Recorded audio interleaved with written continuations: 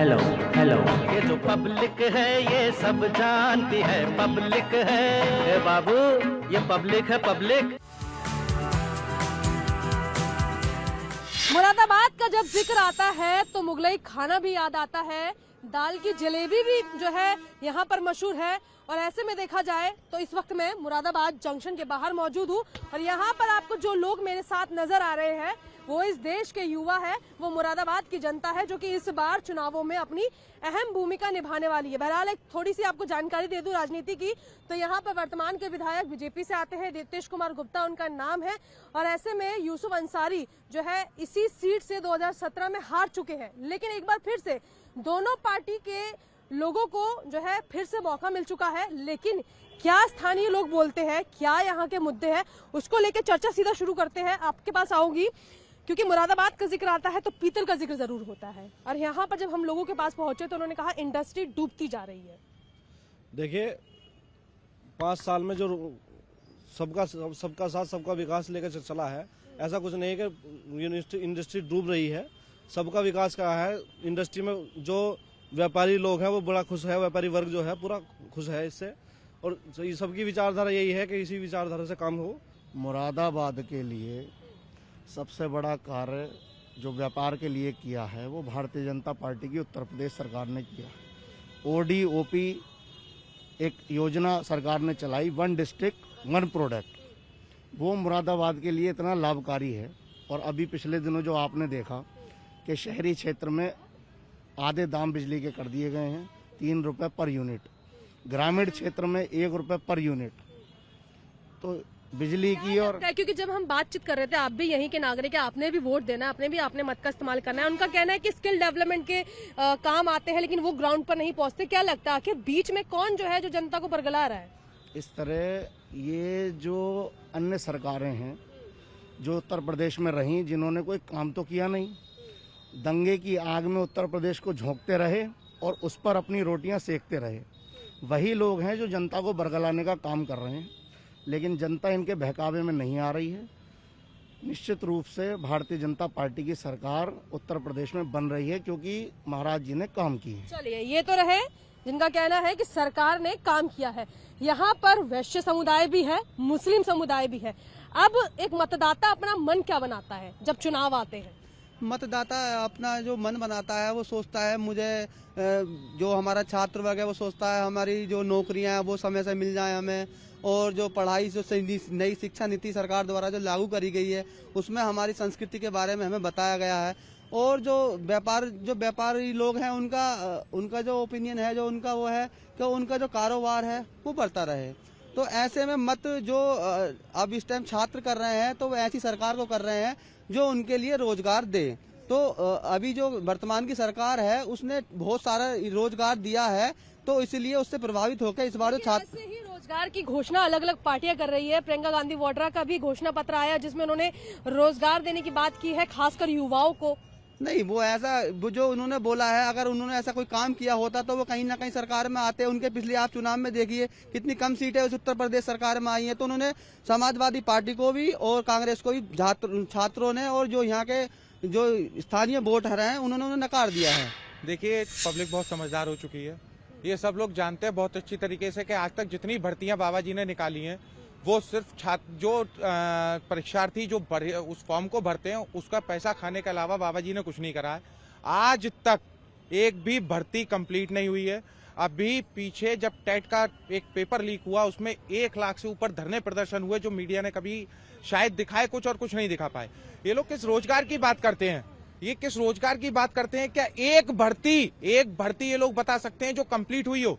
क्या एक इंसान इन 5 सालों में जो नौकरी पे लगाओ, आप मुझे बताइए कहाँ लगा है? लेकिन नीतीश कुमार यहाँ पर जो है विधायक है, दोबारा से मौका मिला है, क्या लगता है कुछ तो क्वालिटी रही होगी विधायक को मौका दिया? देखिए, विधायक जी शायद पिछली बार जिस तरीके से भाजपा हमेशा हिंदू मुस्लिम का एक मुखौटा पहनाकर राजनीति करती है, उस हिंदू मुस्लिम के मुखौटे पे मात्र 3200 वोट से जीते थे। और इस बार ये शहर की जनता उन्हें ये बता देगी, 32,000 वोटों से हराकर ये बताएगी कि बाबा जी ने कितना काम करा और कितना नहीं करा। 32,000 वोटों का जो है 3200 से इन्होंने कंपैरिजन कर दिया। मैं बात का जवाब दे देता हूँ। भाई साहब को पता नहीं है, लोकसभा जब चुनाव हुआ था तो लोकसभा में एक विधानसभा जो नगर है वो 11,000 वोटों से विजयी हुए थे, सिर्फ नगर, जो रितेश गुप्ता जी जिससे विधायक हैं। और भाई साहब ने बात करा कि क्या नाम है, जो पेपर लीक हुआ था, मैं आपको बता दूं, पिछली जो सरकारें होती थी ना, उन पे भाई साहब 5,000 रुपए आप दे दो और ठेके पे नकल करवा लो। आज कोई नकल करवा के दिखा दे, मान जाऊंगा मैं कि कोई एक क्या में नकल खत्म हो गई? जिस तरीके का उदाहरण ये पेश कर रहे हैं। निकल रही हैं तो फिर नकल की तो बात करना बिल्कुल बेबुनियाद है मेरे हिसाब से। तो बातें हैं ये लोग ये और एक बात सुनिए, एक मजे की बात सुनिए, बहुत और मजे की बताता हूँ। इन लोगों को सिवाय इसके शोर मचाने के कुछ नहीं आता। इन लोगों के काम जीरो हैं, एक भी विकास कार्य ये गिनवा नहीं सकते। मैं 130 विकास कार्य अखिलेश यादव जी के गिनवा सकता हूँ, 130, ये 30 भी नहीं गिनवा सकते, पहली बात। दूसरी बात, प्रशासन आपको पता है, शासन पता है आपको, आज की डेट में अपनी मर्जी से चल रहा है। तीसरी बात, एक भर्ती जो ये बता रहे हैं 1 लाख, इनसे ये पूछिएगा क्या एक भी भर्ती हुआ उसमें? मेरा छोटा भाई कल ही ज्वाइन करा है, उसने मेरठ में डायरेक्ट एसआई बना है, वो भर्ती भी इनकी नहीं थी। दूसरी बात, आज एक बात और सुनिए, वो भर्ती इनकी निकाली हुई नहीं थी। यहाँ पे रितेश गुप्ता ने कुछ नहीं करा। जब पिछली बार यूसुफ अंसारी थे, लोको शेड का पुल आपका, ये सारे पुल उन्होंने बनवा के दिए। रितेश गुप्ता ने एक भी भर्ती नहीं करी। वर्तमान विधायक से इतनी शिकायतें हैं कि लिस्ट जो है लंबी हो गई है। ऐसे में कानून व्यवस्था को लेकर मुझे बताइए, क्योंकि सरकार कहती है एंटी रोमियो स्क्वाड दल हमने बना दिया है, महिलाओं के लिए हमने हर तरीके का काम किया। सारा काम किया है, बहुत अच्छा काम किया है। माननीय योगी जी का मैं आभार प्रकट करता हूँ। ठीक है, इतना अच्छा काम किया है कि लगातार ब्राह्मणों का शोषण किया है। अमर बलिदानी कमलेश तिवारी जी की जब हत्या हुई, सपा की गवर्नमेंट में 16 गनर थे और योगी जी को आते ही वहां पे 3 गनर होगा, और जिस दिन हत्या हुई उस दिन 2 गनर छुट्टी पे चले गए। क्या सरकार सो रही थी? क्या वो चेहरा नहीं थे, हिंदूवादी चेहरा नहीं थे? उस आदमी ने अयोध्या मुद्दे के पक्षकार थे, क्योंकि बीजेपी को डर था, योगी जी मोदी जी सबको डर था कि अगर अयोध्या का मुद्दा आ गया और इनके पक्ष में आ गया तो हमारी कुर्सी चली जाएगी। इसीलिए बीजेपी ने मरवाया, मैं खुले दम से कहता हूँ। यानी कि आप लोग कह रहे हैं कि ब्राह्मण विरोधी सरकार है? बिल्कुल बिल्कुल विरोधी है। भारतीय जनता पार्टी सभी के लिए समान रूप से देखती है। समान रूप से देखती है। आपको क्या लगता है? संजीव बालियान ने- आपको एक मिनट, आपको क्या लगता है कि सरकार वाकई में ब्राह्मण विरोधी है, जिस तरीके से ये लोग कह रहे हैं? You are right, you are right. मैं ब्राह्मण हूँ, मैं वाल्मीकि हूँ, तब कह रहा हूँ। मेरे साथ है, मैं वाल्मीकि हूँ, मैं तब कह रहा हूँ आपसे। और सुनिए, ब्राह्मण विरोधी। अभी संजीव बालियान ने स्टेज पे खड़े होके, जब पंडित सुनील भराला उसी स्टेज पे पहुंचे, तो इन्हीं का मंत्री ये कहता है कि ब्राह्मणवाद मुर्दाबाद के नारे लगाइए। किस ब्राह्मणवाद? यहाँ पर एक जाति पर बातचीत चल रही है। आप लोग जो है किस समाज से आते हैं? मैं तो मोमडन हूँ, फराज का मकान में रहता एक मुस्लिम समुदाय के लोग क्या सोच रहे हैं, क्योंकि इन्होंने कहा कि सरकार ब्राह्मण विरोधी है, मुस्लिम समुदाय को क्या लगता है? अच्छा, बीजेपी ने आज तक करा क्या? अभी तो 5 साल में उन्होंने क्या करा? आपको स्टेशन दिखा दूंगा, अरे ये तक आप देख सकते हैं, कुछ नहीं करा। बताइए क्या करा? अच्छा, तो लेकिन ये भी कहा जाता है कि हर तबके को हर पार्टी बुलाना चाहती है। हम कल मुस्लिम समुदाय के बीच में भी पहुंचे तो उन्होंने कहा कि समाजवादी भी कोई हमारे लिए खासा काम नहीं कर रही है। ऐसा नहीं है, लेकिन बीजेपी ने आज तक जो भी कुछ करा है, मुझे तो कुछ दिखता ही नहीं है कुछ अच्छा, करा। लेकिन ये तो बताइए कि आखिर नाराजगी एक पार्टी को लेकर है, ये सभी पार्टियों से है? नहीं, नाराजगी किसी से लेके नहीं है, लेकिन नाराजगी इन लोगों ने खुद अपना आप बना ली है। नाराजगी हम लोगों ने। अखिलेश यादव क्यों पसंद आते हैं एक विशेष समुदाय को? अखिलेश यादव क्यों पसंद आता है? अखिलेश यादव बहुत सारी चीजें, बहुत सारे काम करते हैं हमारे लिए, बहुत सारी चीजें करते हैं। चलिए, बहुत सारे काम करते हैं। आपको क्या लगता है कि रितेश कुमार गुप्ता यहाँ के विधायक है, फिर से उनको मौका मिला है भाजपा से, यूसुफ अंसारी को फिर से मौका मिला समाजवादी पार्टी से, जनता किसके लिए मन बना रही है? जनता तो दोनों तरफ है, लेकिन जो कांटे की टक्कर रहेगी दोनों में, कोई बहुत बड़ा अनुपात नहीं रहेगा जीत हार का, लेकिन चांसेस रितेश गुप्ता के ज्यादा हैं। चांसेस रितेश गुप्ता के ज्यादा है। भाजपा का काम इतना पसंद आ गया जनता को? हाँ, ऐसे ही मान लो। 2 बातें बता दीजिए, जनता देख रही है आपको। बहुत सी चीजें हैं, एक चीज हो तो बताई जाए। राशन पहुंचा कर? राशन भी है, और भी देश के लिए बहुत से काम किए हैं, बहुत लंबी लिस्ट है। ये बस मैं क्या कहना चाहता हूँ, जो मैं जोशी जी की बात से सहमत हूँ। जो ये बोल रहे हैं बिल्कुल ठीक बोल रहे हैं। आप भी ब्राह्मण है? मैं ब्राह्मण नहीं हूँ, मगर ब्राह्मणों के साथ तो अत्याचार हो रहा है, न्यूज पे भी हर चीज पे दिखाया जा रहा है इस चीज की। वर्तमान की सरकार ब्राह्मणों के साथ अत्याचार कर रही है। बिल्कुल बिल्कुल बिल्कुल। समर्थन कौन दे रहा है ब्राह्मणों को? समर्थन अब हेलो, हाँ, ब्राह्मणों को समर्थन कौन दे रहा है? ब्राह्मणों को समर्थन कौन देगा? हिंदू एक हो रहा है। अब देखिए, हिंदू का बड़ा चेहरा कौन है? हिंदुत्व का बड़ा चेहरा तो योगी जी हैं,